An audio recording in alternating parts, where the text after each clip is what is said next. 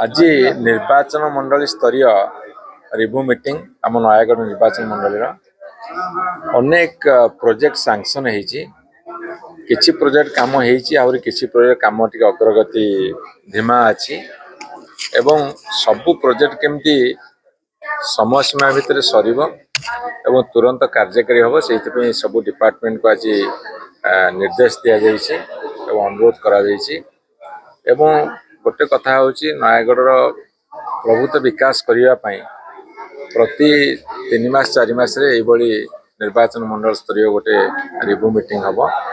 एवं सेठी काम को तुरंत आगू निहब